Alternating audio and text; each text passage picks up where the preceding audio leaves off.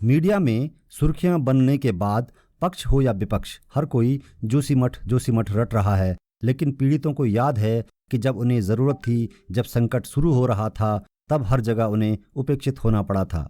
तब राज्य सरकार के मंत्रियों ने भी अपनी जिम्मेदारी का पालन किया होता तो पीड़ितों का दर्द आज कुछ तो कम होता। सोशल मीडिया गवाह है कि इस दौरान जिम्मेदार मंत्री किस मंच पर खड़े थे और कहां मौज कर रहे थे। मीडिया में आज सबसे ज़्यादा मातरम यथम दीदी बुली चची बोडी छिन और हमन हमेशा देखी कि जब भी उत्तराखंड कोई भी बात चाहे उत्तराखंड आंदोलन से चिपको आंदोलन हुए, हर जगह अगर सबसे अग्नि हमन के देखी तो हमारे पहाड़ की मातृशक्ति देखी। और मैं तो बहुत बहुत खुशी थी कि आज भी जोशीमठ के बचाना खंड हमारे पहाड़ की मातृशक्ति डट के ठंडा में आज यहाँ पे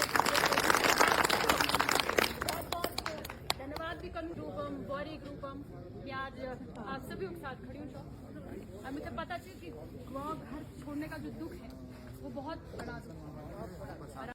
जोशीमठ को उजड़ने से बचाने के लिए संघर्ष कर रही महिलाओं के बीच पहुंची कांग्रेसी नेता अनुकृति गुसाई रावत ने गढ़वाली बोली में अपने मन की बात पीड़ित महिलाओं के सामने रखी और उन्हें एहसास कराया कि संकट की इस घड़ी में वे हर कदम पर उनके साथ खड़ी हैं, उनके आंदोलन को अपना समर्थन दे रही हैं। साथ ही ये बताने की कोशिश भी की कि कांग्रेस पार्टी इस वक्त जोशीमठ में संकट के साथ खड़ी है। त्रासदी आज जोशीमठ के लोग देख रहे हैं वो वाकई भयानक है। जिस तरीके से घरों में दरारें हैं और ऐसा लग रहा है मानो धरती फटी हुई। और आज सबसे महत्वपूर्ण पहलू जिस पे मैं बात करना चाहती हूँ, देखो दो चीजें हैं। एक कि आर्थिक क्षति लोगों को पहुंच रही है, आर्थिक नुकसान लोगों को हुआ है, पर साथ ही साथ लोगों को भावनात्मक नुकसान है। जो वो भावनात्मक क्षति है उसकी पूर्ति कैसे होगी इसके बारे में भी सोचना जरूरी है। कि लेकिन हमारे पहाड़ी माँ हम बुना बिछा कि अगर हमारे घर थे तो चलो तुम बदली दिला, पर हमारे जो ठार छिन वो नहीं बदलदा।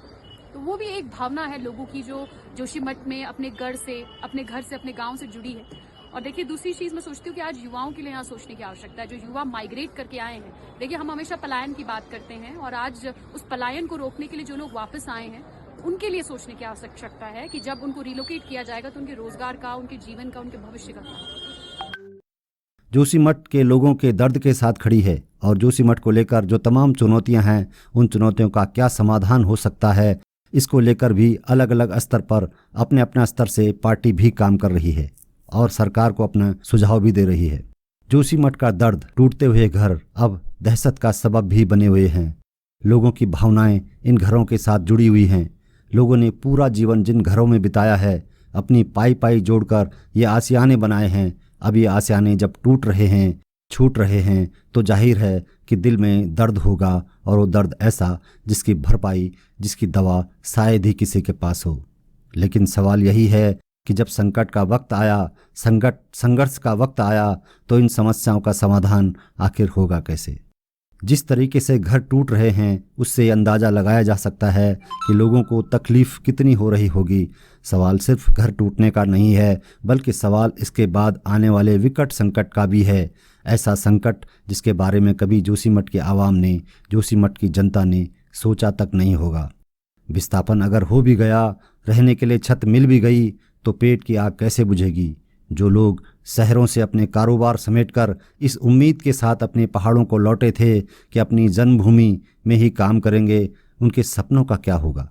कुछ दिन बाद सांत्वना देने वालों की भीड़ छंट जाएगी, फिर जीवन पटरी पर वापस लौटने का संकट शुरू हो जाएगा, फिर पाई पाई जोड़कर नया घरौंदा बनाने का संघर्ष। उत्तराखंड कांग्रेस के सबसे सीनियर नेता हरीश रावत हों या फिर उत्तराखंड कांग्रेस की नौजवान पीढ़ी के नेता अनुकृति गुसाई रावत, हर कोई सरकार को सुझाव दे रहा है। लेकिन सरकार विपक्ष के इन सुझाव पर कितना अमल करेगी यह भी कहा नहीं जा सकता।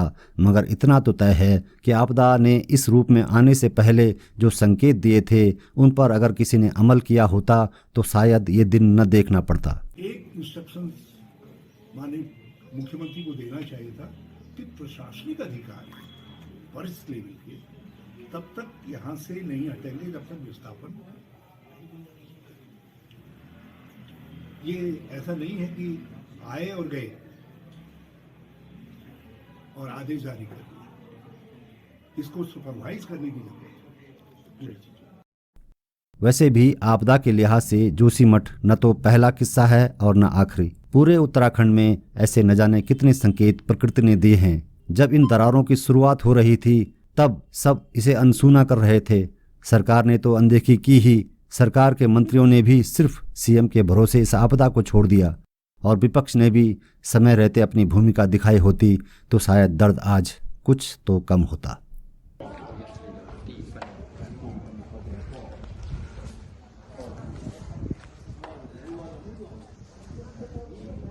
वाह!